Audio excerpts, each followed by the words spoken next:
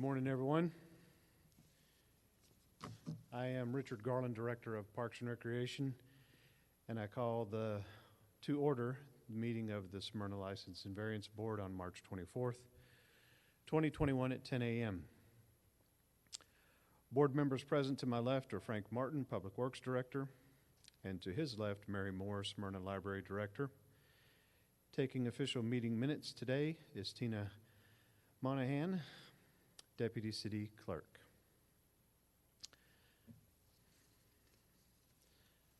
First item on the agenda is V21-026, increase maximum impervious area from 45% to 49%, 49.9%. Land lot 593. We did receive notice from the applicant that they would like this tabled, so we'll entertain a motion to table V21-026. Make a motion to table V21-028, increase maximum impervious area from 45 to 49.9, land lot 593 at 1607 Walker Street. Second. Hearing a motion in a second, take a vote after I sign in.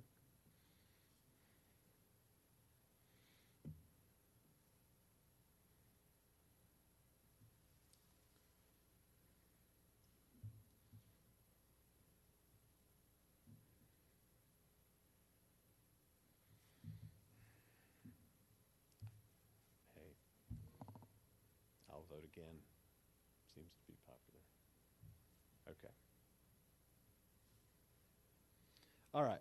Second item on the agenda is V21-024, allow additional accessory structure, land lot 556, 1417 Catherine Rose Lane.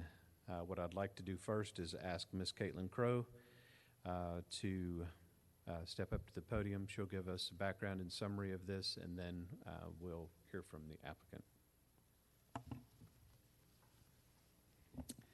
All right, good morning. Caitlin Crow, Planner 1, Community Development. So this variance is V21-024 to allow for an additional accessory structure. The subject property is 0.46 acre lot located right on the south end of Catherine Rose Lane, which is in the Grove at Forest Hill subdivision. The property is currently occupied by an existing single-family home as well as an in-ground swimming pool. Because of the swimming pool, the applicant does require a variance to allow the construction of a cabana/pool house as an additional accessory structure. Section 501 does control the maximum allowable number of accessory structures and or uses. The subject property is currently occupied by that home and a 650 square foot in-ground swimming pool. Because the accessory structure ordinance only allows one accessory structure or use per lot, and since the pool already exists on the property, this variance is required. The applicant is proposing to construct a 616 square foot freestanding cabana to provide shade as well as entertainment space while using the pool. This structure will have 3 open sides, with the rear enclosed with batten strips to create a 176 square foot bathroom and storage area. There will also be a large outdoor brick fireplace separating the 2 spaces. Both the fireplace and the cabana will be painted white to match the existing home's aesthetic. The subject property is currently buffered from adjacent properties by an existing wooden 6-foot privacy fence. So due to the lot size being almost half an acre in the existing fence, community development does believe the proposal will not adversely impact adjacent properties. Additionally, no other variances are required for either setback reduction or impervious area increases. Additionally, an almost identical variance request was approved just down the road at 1400 Catherine Rose Lane just last year, which was V20-032. Community development has not received any calls in opposition to this request. It has been properly posted with no site distance issues. So after reviewing the variance application, staff does support the request and recommends approval to allow for an additional accessory structure with the following standard condition. Approval of the requested variance shall be conditioned upon the development of the property in substantial compliance with the site plan and elevations submitted with the variance application. And with that, I can answer any questions.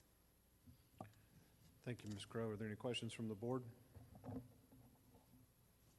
Thank you. Thank you. Is the applicant present? Would you step to the podium, please, sir, and state your name and your address for the record? Hi, good morning. My name is Chad Ely. I'm the resident at 1417 Catherine Rose Lane. Thank you, Mr. Ely.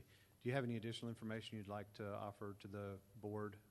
No, I think Caitlin did a great job explaining my case here. The only other thing I'll mention here is that I'll be utilizing the same builder as the house on 1400 Catherine Rose Lane that built their existing cabana earlier this year. So material, craftsmanship, and everything will remain the same.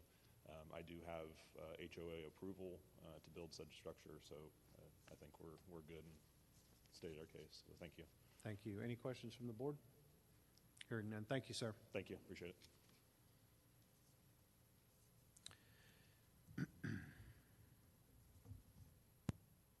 I do need to ask you one question. I'm sorry.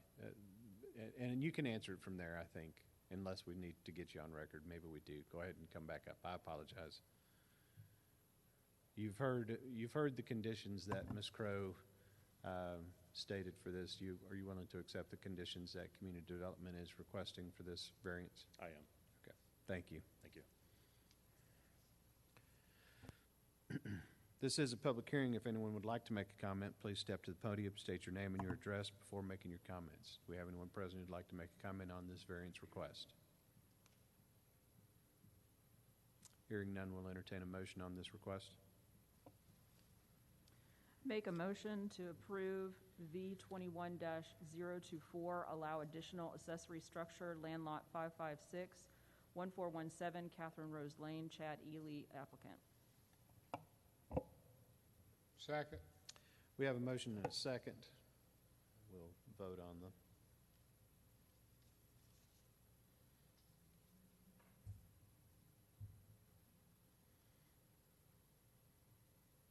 Motion passes.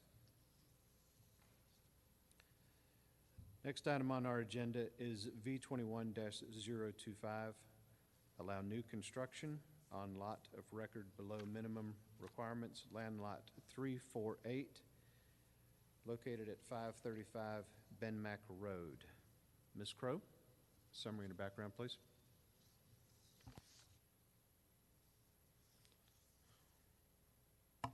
All right, Caitlin Crowe, Planner 1, Community Development.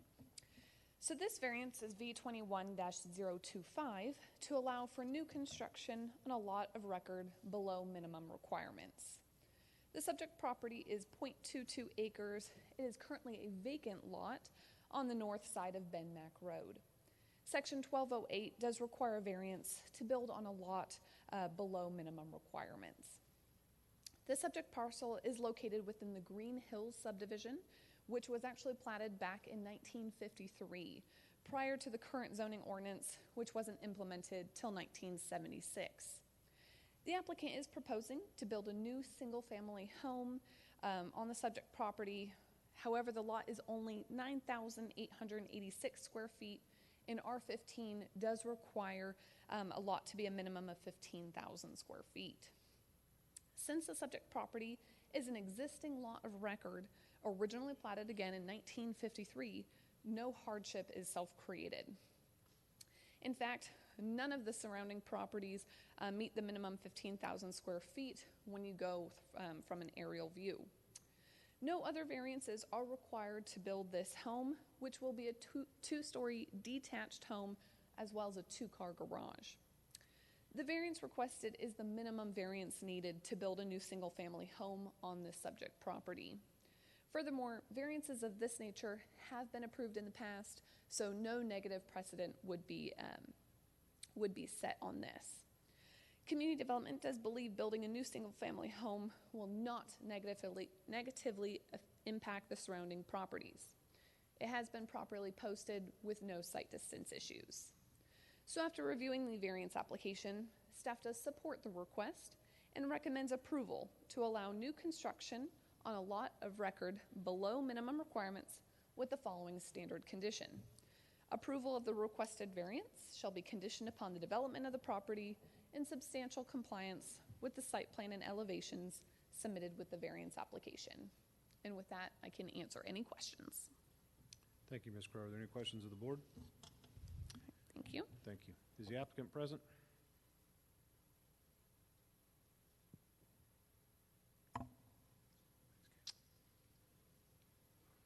If you would, sir, state your name for the record, please. Thank you. I'm Kevin Moore. I'm here on behalf of the applicant, Bark Holdings, in this application for variance. Appreciate your consideration here this morning. I think Caitlin did an excellent job of laying out the variance request and the justification for approval. Just to remind you, this lot is a lot of record. It was platted in 1953, has remained unchanged as a platted lot. It's actually platted lot number 13 in the Green Hills subdivision, recorded plat in 1953. The lot is 9,886 square feet, which means since 1976, when the city of Smyrna adopted its zoning ordinance and zoned this area of Green Hills subdivision as R15, that it has not met that R15 15,000 square foot minimum since that time. The issue here is that the city ordinance, even though this is a lot of record that's been platted, does require a variance to be obtained in order to build on the lot, and that's why we've submitted this application for variance.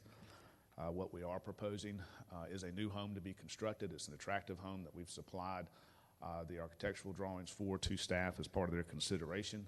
The proposed home has a two-car garage.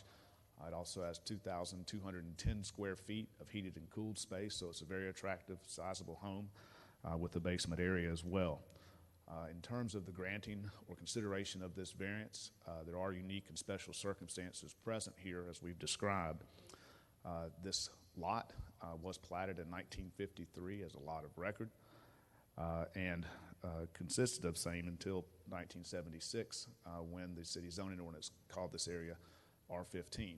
It's also important to note that the adjacent lots and the adjacent properties in the Green Hills subdivision likewise do not meet that 15,000 square foot minimum of the R15 zoning ordinance. And of particular importance of the circumstances here is that in the event the variance is not granted, it renders this property and this lot unbuildable from that standpoint, even in comparison to its adjacent neighboring lots. I'm here, I can answer any questions that you may have and urge and respectfully request your approval of the variance request with the staff recommended condition noted in it, which is agreeable to the applicant as well. Thank you. Thank you, Mr. Moore. Any questions? Thank you, sir. Thank you. This is a public hearing. If anyone would like to make comment concerning this request, please step to the podium, state your name and address.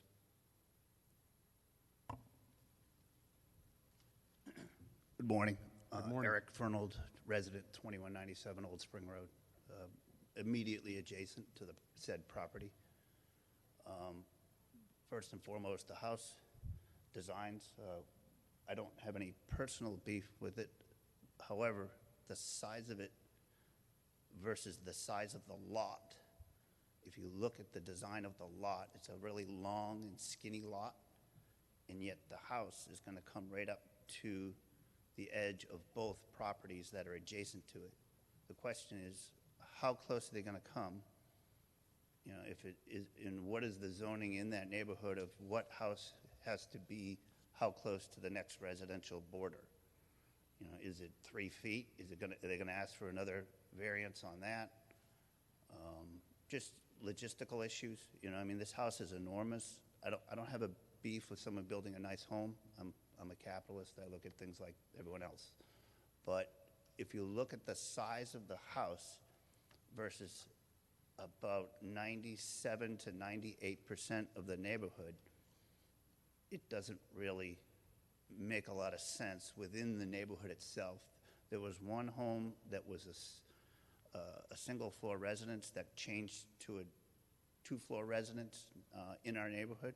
Nobody objected to that. So, I mean, I see that you can build a two-story residence in our neighborhood, but, and I don't think it went with a lot of objection, but they're almost all that typical 1954 single ranch home. The secondary issue with that particular plot of land that I've recognized, I've lived there for about 16 years, is that an enormous amount of water collects in the lot when it rains heavily. The entire lot will have about 4 to 6 inches of standing water in it throughout the entire property. It's at the base of a hill, so it's a little tricky. Just things I've noticed along the way. Now, I don't have a serious objection to somebody building a home there. You know, if they bought the land and they can pass muster, no major objection. However, it just seems, the house seems pretty darn big for a pretty tiny lot. You know, I mean, you're looking at a lot that's about a third the size of what the zoning has been designed at 15,000. It's 2/3 the size, not 1/3, but it's 2/3 the size of the lot that you're saying 15,000, and I think it's in the 9,000s. And like I said, it's just a long and skinny lot. They built, you know, I don't see how the garage fits, for example. I'm just a layman on this and observing, you know, if someone wants to build something, I don't have a wild objection to it, but I do have, I think if they may need to redesign it to maybe make it a single car garage or a garage underneath the home and make it kind of tall and skinny or something. You know, just, these are just layman objections to it. Nothing personal. You know, it's been empty for forever. Also, are there more zoning directors that are not here today? No. Is this everybody? This is, yes, this is Okay, the board I thought today. there were more. Okay, all right. But other than, like I said, no personal beef with them wanting to build on the property, but there are some legitimate concerns, I think, of the property. One of them, most importantly, is if you look, I would suggest you table this temporarily to look at the property, say, after we get a heavy rain, because the foundation could have a serious problem down the road because of the immense amount of water that collects there. It's bad. It doesn't hurt anybody when it's an empty lot, but if a person buys a home and all of a sudden you know, their foundation is surrounded by massive amounts of standing water, that's going to create a structural issue down the road. We all know what happens in basements around here. I'm sure it'll probably be on a slab or something, but still, it could get affected long term. And that's about it. Thank you, sir. Thank you.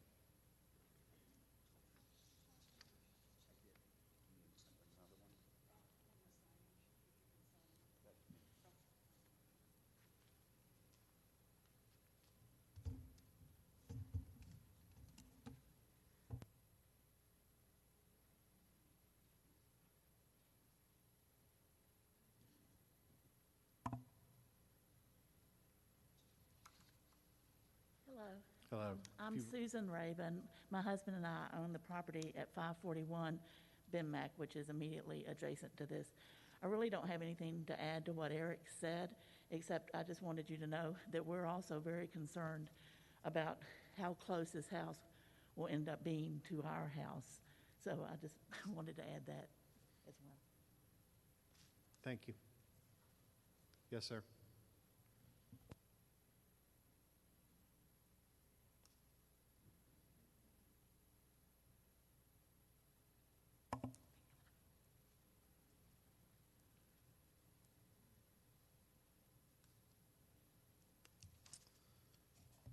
If I might, I'd be able to answer some questions that were raised by the two Yes, sir. residents, and I think that would be helpful for your consideration and more importantly, for their information. I think we can address those two issues. If I could do this, Mr. Moore, Sure. just before you answer any questions, let's make sure there isn't any other public comment, and then that way, if there happens to be, maybe, is there any other public comment on this? Okay, Mr. Moore. Sure, and thank you for that.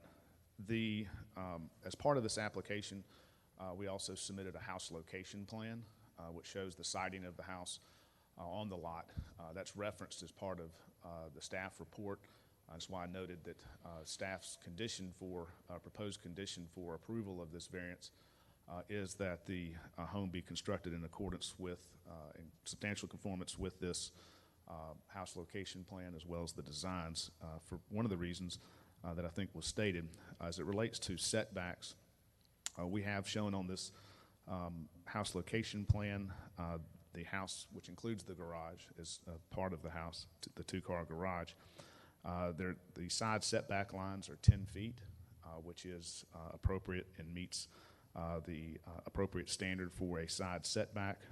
We are 12.3 feet on one side and 11.8 feet on the other at a minimum. So we are well within the side setbacks required, so that we're not seeking another variance for side setbacks here, as well as we meet the front and rear setbacks for this particular lot and zoning category. So those are met, and there's substantial distance there. It's not going to be encroaching and only be 2 or 3 feet off the property line, respectively. And that's part of the application for variance, and if approved, would be part of any approval are those distances. Lastly, as it relates to the concern about potential ponding and stormwater, part of building this house will be to account for stormwater that comes to this lot. It will be required through city public works to drain. There is a catch basin on Benmack Road that is shown directly in front of this lot on that side of the road. And so they'll have to, as part of constructing this house, tie into that catch basin and ensure that the water that comes to this lot gets in there properly, and that's engineered and also reviewed in detail by your city engineer and staff to ensure that stormwater gets to where it's supposed to go, which is the catch basins on Benmack Road. So they'll have to tie into that to take care of any ponding of water as part of building this house. With those two issues, we believe we've addressed those appropriately and certainly well within what's required by city ordinance and city code. Thank you. I'm happy to answer any other questions that may have arisen as well. Any questions? Thank you, Mr. Smith. Thank you. Yes, sir. Let me wipe it real quick for you. The last, like I said, we've been there about 16 years. I think there have been 2 attempts at a variance on this said property. Do you have the history of the reason why those variances maybe have been denied in the past? And what was the logic behind it? Do you have a history of that? I don't have that information in front of me today. Okay, but you do that may have be- it available, correct?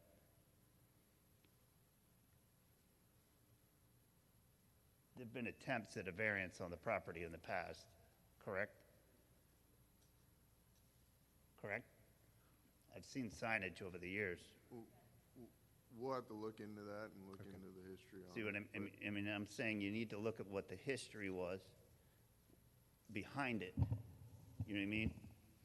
And go, what was the rationale for the decline, the not allowing of the variance in the past? And then if the gentleman here has met the thresholds that are different than what were proposed in the past, then it's probably going to be green-lit, and I'd understand that. If he hasn't met those thresholds and there's similar requests to what was denied in the past or the same, then you can't allow it based on precedent. And like I said, I'm not trying to be difficult here. I'm just bringing up reasonable, logical objections that make sense to me as a resident of this community for 16 years. And I'm not attempting to be difficult. I'm just trying to bring up things that may get, I don't want things to be overlooked and then have someone go, well, we didn't know that. You know what I mean? Sure. So- Yes, sir. Okay, other than that, we're good.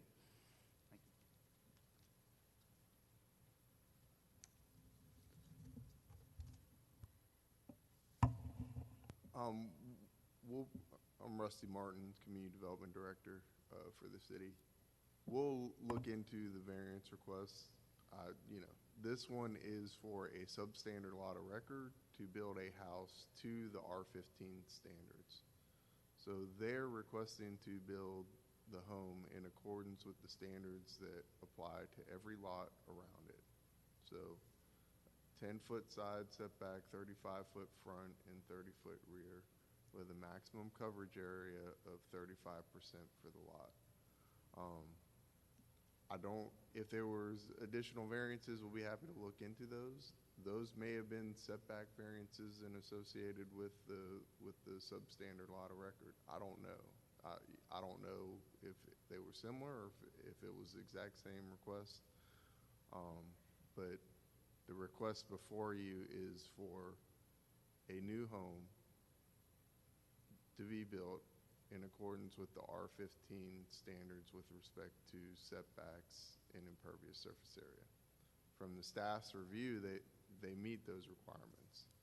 So if the adjoining homes on either side are set back 10 feet from the property line like they're supposed to, there should be at least 20 feet between the houses, depending on the final placement of the home.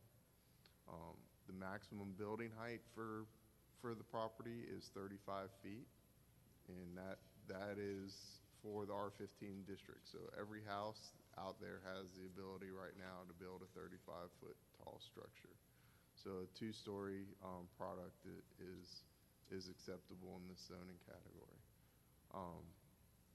With that, I'll be happy to answer any questions for you, but I don't know the specifics of the other variance requests, if they're even similar or if they're vastly different. So, but I do know based on this request, the request is to build a house to the R15 standards. It just happens to be on a lot that's smaller than the R15 standards, and that's typically occurs when you annex property from Cobb County and it's subdivided in their standards and they don't really meet ours, but we're trying to put it into the closest zoning category that we have. So that's where you run into these substandard lot of records. Rusty, if they were going to build a house on that size lot, they would still have to get, if they were going to build a smaller house, they would have to get a variance for that, wouldn't they? Because it wouldn't meet the R15. Any new home on that lot is going to require this variance that they're seeking. Right. So it could be if it's 1,000 square foot home, or 1,000 to 1,500 square foot home, sort of commiserate with the rest of the houses, they would need a variance for building on the substandard lot of record, and as well as needing, building a house that's below the minimum floor area for the R15 zoning district. So those are sort of the things you run into. Thank you. Are there any further questions? We'll call for a motion. I make a motion to approve B21-025, allow new construction on a lot of record below minimum requirements. Land lot 348-535, 10 Mac Road. Second. We have a motion and a second. We'll call for the vote.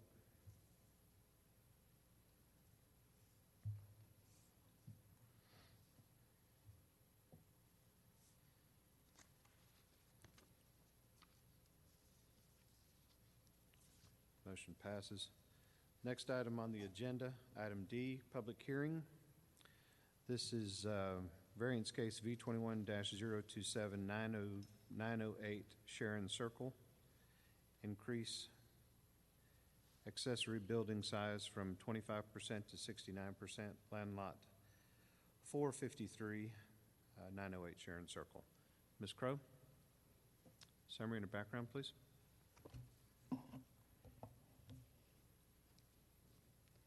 All right, Caitlin Crow, Planner 1, Community Development. So this variance is V21-027 to increase the accessory building size from 25% to 69%. The subject property is 0.31 acre lot located on the north side of Sharon Circle. The applicant is proposing to build a 900 square foot detached 2-car garage in the rear of the property to store both their vehicles and their tools. The maximum accessory structure size is required based upon the standards associated with Section 501 of the zoning code. The proposed garage will have 2 doors, both varied in size, and cement siding with a shingle roof. To access the new structure, the applicant will be using the existing driveway off of Sharon Circle and extending it back to the new structure. Per the applicant, the driveway will be 5 feet from the side property line, so no additional variance is required. The existing one-story home is 1,300 square feet, which means that the proposed garage exceeds the allowable accessory structure size by 44% based off the primary structure's square footage. However, the minimum house size of R15 is 2,000 square feet, which is 700 square feet larger than the existing home. This means that if the house was the size required per R15 standards, the variance increase would only be by 5%. An increase of 5% has actually been approved in the past in other variances, so no negative precedent would be set.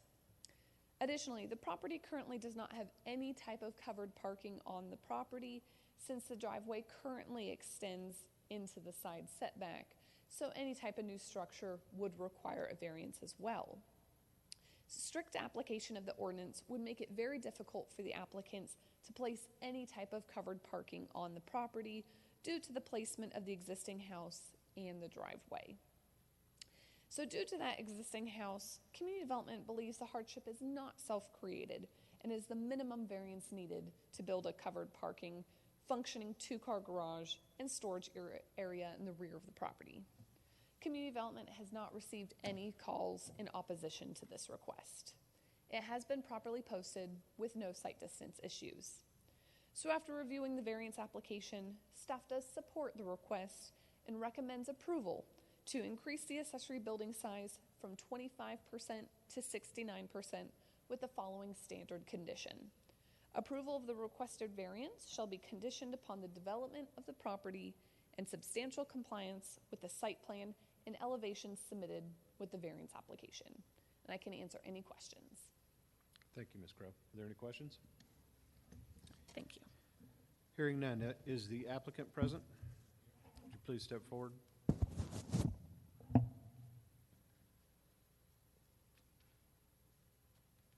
Good morning. William Gordon. Good morning, Mr. Gordon. You have anything you'd like to add to what Ms. Crow's I think summary? she did a good job. Thank you very much. Are you willing to accept the conditions that community development has specified? Yes, sir. Thank you, sir. Are there any questions from the board? Mr. Gordon, what is your purpose for building the accessory structure? Park the cars and, yard tools, things like that. Okay, so there are no commercial, it's just No, for no. personal use?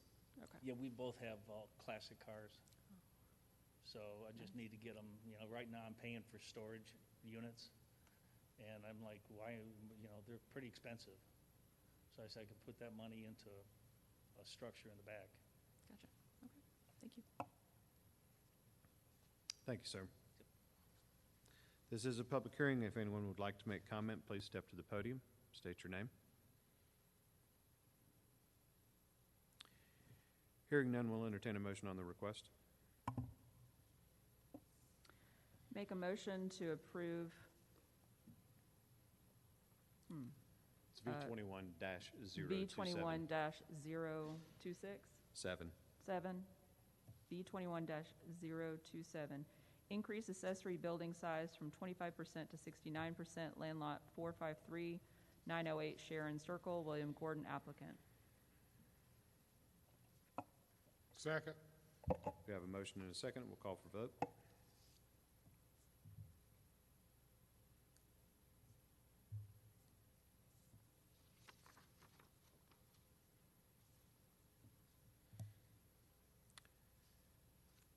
Next item on our agenda is variance case V21-029, 2625 Lynhaven Lane. Allows 6-foot wooden privacy fence in front yard on a corner lot. Ms. Crowe, could we get the background and summary of this, please? All right, Caitlin Crowe, Planner 1, Community Development. So this variance is V21-029 to allow that 6-foot wooden privacy fence in the front yard on a corner lot. The subject property is a 0.18 acre lot located, interestingly, at the northern intersection of Lynnhaven Lane, Bassett Court, and Wakefield Court. So it has actually 3 sides, only one side is interior. The other 3 do face out to roadways. The applicant is looking to partially enclose the backyard for safety and security for his family. And Section 501 does control the location and the height of fences in the zoning code. In January 2021, the applicant erected a 6-foot wooden privacy fence along the cul-de-sac situated on Lynnhaven Lane. However, due to the property having road frontages on those 3 sides, all 3 sides are considered a front yard. Section 501 restricts the height of fences within a front yard to only 4 feet. Strict application of the ordinance would require a fence greater than 4 feet in height to be set back 7.5 feet from the property line on Lynnhaven Lane on those sides of the property, which in this particular case would nearly be touching the house and severely limit the backyard space and usability. After a site visit by the city engineer, he determined that even with a revised 4-foot picket fence in the corner of Lynnhaven Lane and Wakefield Court, the site distance would be compromised for those driving south on Arlington Lane towards Lynnhaven Lane and would also cause the applicant's driveway to become a blind drive. Due to this, the applicant will be removing the section of fence shown in blue on the site plan that you have in front of you entirely and leaving the remaining 6-foot wooden fence on the remainder of the property. The applicant can speak to whether this has already occurred. We have heard that it may have already been removed at this point. The applicant is requesting a variance to have this new 6-foot wooden fence along the road, again to provide security and safety for him and his family.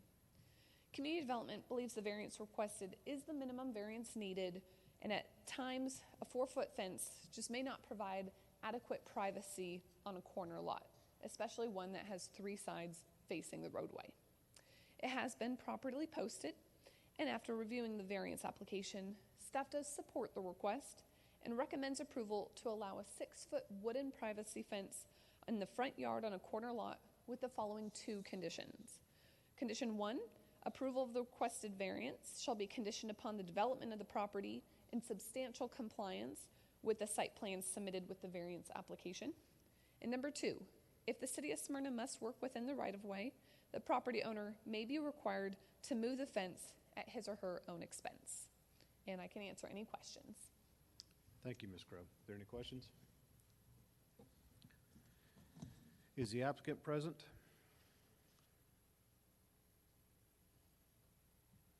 If you would state your name, please, sir. Ron Hunter, 2625 Lynnhaven Lane. Good afternoon, Mr. Hunter. Good afternoon. Or good morning, I guess. Yeah, Still good morning. Officially good morning. I apologize. I think for Ms. that. Caitlin did an excellent job of summarizing and giving you an overall view on that. I just want to concur to those facts and that I voluntarily did take the side fence down, and I saw from the community's perspective how it may impede the traffic. So I will not be asking to extend that variance for that side fence as well. I just ask that you do consider the rear yard, which little that I do have, for safety and security for me and my daughter. And do you accept the conditions that community development has specified? Absolutely. Is there any questions for the applicant? Thank you, Mr. Hunter. Thank you, sir. Thank you, Caitlin. This is a public hearing. If anyone would like to make comment regarding this request, please step forward to the podium, state your name and your address. My name is Heather Halar. My address is 2630 Lynnhaven Lane. So my front door looks at his backyard. The property previous to him purchasing it had very tall 30-feet trees. They started to age and they needed to be taken down. Behind the 6-foot fence, in front of the 6-foot fence is already a 4-foot picketed private fence, which abides by City of Smyrna's laws that a front yard, as you will note, most properties in the City of Smyrna that are on unfortunate corner lots like that do have 4 feet picketed fences. This property has a picket fence. The privacy fence was placed after neighbors told him as he was placing it that it would obstruct. The city would need to take it down. The HOA does supersede the city, but we also like to keep our neighborhood very friendly, very welcoming. That area behind his property is an area of play that a lot of the children ride bikes on, as it is probably our only safest area. When the fence did go up, we voiced our concern. He did agree to take it down to a 4-foot picketed fence. And then, as he stated, he did come in and voluntarily drop that down. And he saw a lot of our concerns of why that was a concern. The majority of our neighbors are in agreement that it is okay to keep the 6-foot privacy fence, but it's not 100%. I would say it's 50 or 60%. They would just like to see some kind of decorative painting, staining, which he has already agreed that he would be okay with doing. Also, some of them have said they would like to see bushes there to cover the fence, as you do have a large 6-foot privacy fence there. But so there is some not 100% agreement in the community, so we'll leave it up to you. But Mr. Ron has been very agreeable to anything that has been stated by the neighbors. So just wanted to put that out there so you know that he has been very easy to work with us. Thank you, Ms. Haler. All right, you're welcome.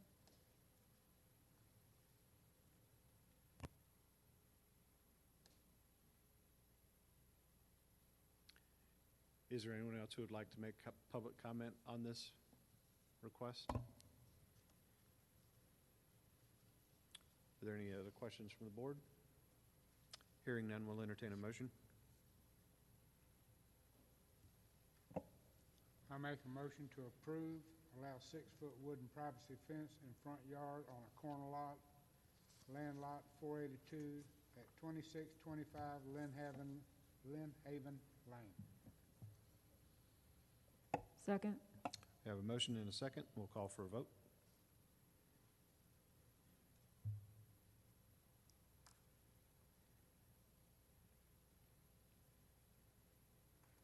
Motion passes. Next item on the agenda is variance case V21-030 on lots 2940 through 2944 Lexington Trace Drive. This is land lot 631. To allow a 6-foot wooden privacy fence in the front yard on double frontage lots. Ms. Crow, hi there. All right, we've reached the last one. Caitlin Crow, Planner 1, Community Development. So this variance is V21-030 to allow a 6-foot wooden privacy fence in the front yard on a double frontage lot. The subject properties are located between Emory Road and Lexington Trace Drive, which is located in the Lexington Trace subdivision. The applicant is requesting a variance to allow the fence in the front yards of the following 3 properties: 2940, 2942, and 2944 Lexington Trace Drive. The subject properties have road frontages along 2 sides of the property, which creates the front yards both on Lexington Trace Drive and Emory Road, so they're sandwiched right in between the 2. The applicant is looking to replace the existing 6-foot wooden fence on the rear of the properties, which currently enclose the subdivision's detention facility. The existing fence has fallen into disrepair over the years and is no longer functioning properly. Section 501 controls the location and height of fences within the zoning code. The applicant is looking to replace the existing wooden fence that is in poor condition with a brand new 6-foot wooden fence to restore the barrier between the homes and Emory Road. A gate will be installed in the fence if the city ever needs to go out and clean the detention facility. And the properties backing up to the fence are part of a 5-unit building. However, again, only those 3 lots that I read out have road frontage on Emory Road and are thus the only ones affected by this variance. Due to the properties having road frontage on 2 sides, again, both sides are considered front yards. Section 501 does restrict the height of the fence to that 4 feet as mentioned in the previous variance. So strict application of the ordinance in this case would require a fence greater than 4 feet in height to be set back 30 feet from Emery Road's property line, which would put the fence right in the middle of the detention pond. Thus, the hardship is not self-created. The applicant is requesting a variance to provide both safety and security for the townhome residents, as well as to protect that detention facility. Community Development believes the variance requested is the minimum variance needed, and that at times a 4-foot fence may not provide that adequate privacy nor security on a double frontage lot. It has been properly posted with no sight distance issues. So after reviewing the variance application, staff does support the request and recommends approval to allow a 6-foot wooden privacy fence in the front yard on the double frontage lot. And I can answer any questions. Any questions for Ms. Crowe? Thank you, Ms. Thank Crowe. Is the applicant present?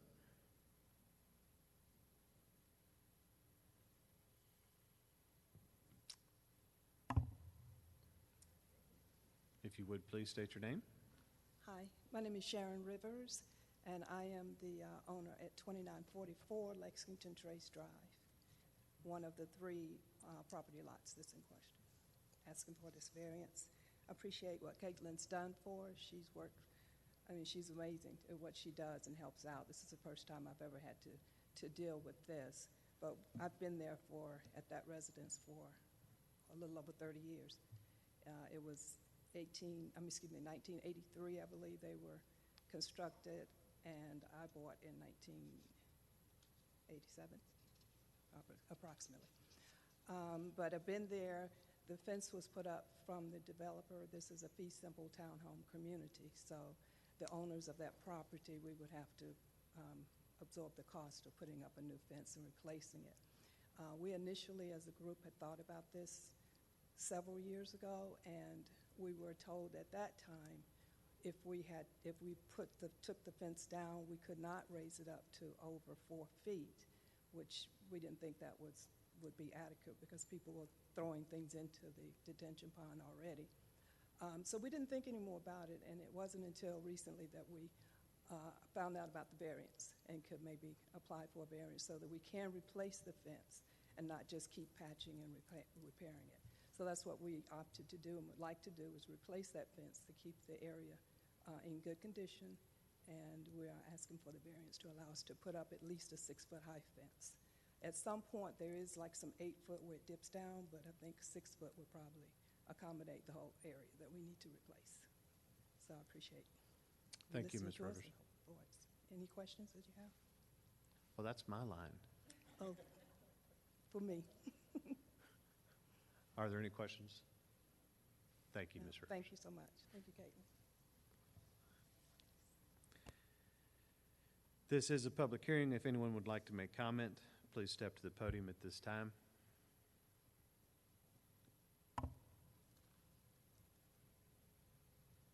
Hearing none, we'll entertain a motion on the request. Make a motion for V21-030, is that right? Yes, ma'am. Allow 6-foot wooden privacy fence in front yard on double frontage lots, land lot 631, 2940 through 2944 Lexington Trace Drive, Sharon Rivers applicant. Second. We have a motion and a second. We'll call for the vote.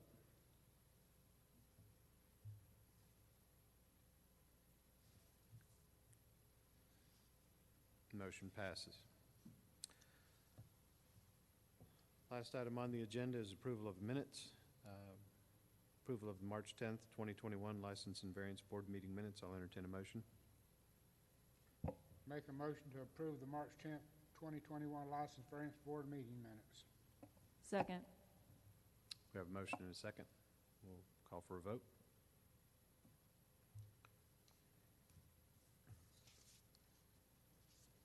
That motion passes, and with that, we will adjourn the meeting. Thank you very much. At 10:49.